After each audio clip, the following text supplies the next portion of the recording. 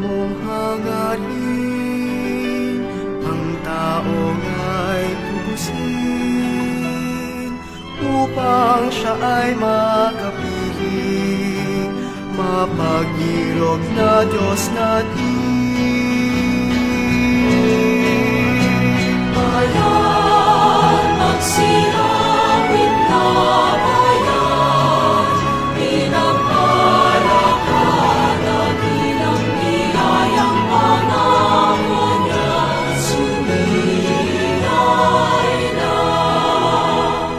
Sa ama niyang pagkataon, sa buhay niya sa mundo,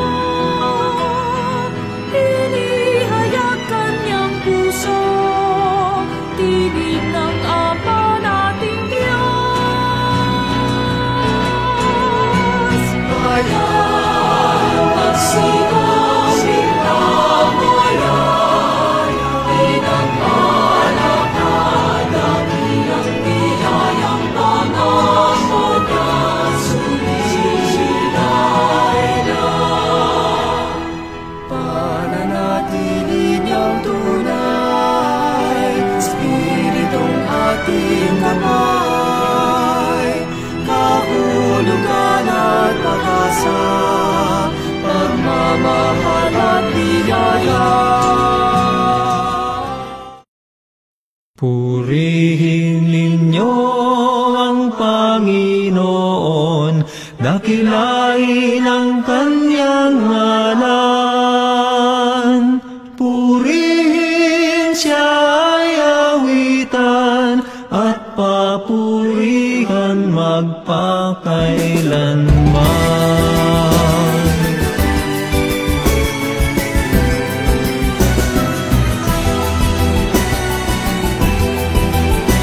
Nilikha niya ang langit at lupa, nilikha niya ang araw at buwan, nilikha niya ang mga isda't ibon, mga gubat at karagatan. Tunay siyang banal at dakila, purihin ang kanyang ngalan. Ang lahat ng nilikha niya'y mabuti. Tatawagin tayong Easter people if we inspire and care for other people. Pag tayo nagbibigay inspirasyon at nangangalaga sa ibang tao, yun ang ginawa ni Kristo. Para tawagin tayong mga tao ng muling pagkabuhay, sana habang tayo nabubuhay, tayo nakaka-inspire ng ibang tao, nakakatulong sa nangangailangan, nakakagawa ng mabuti sa lipunan, nakakatulong sa mga mahihirap. Then, you can be called Easter people. We can be called Easter people.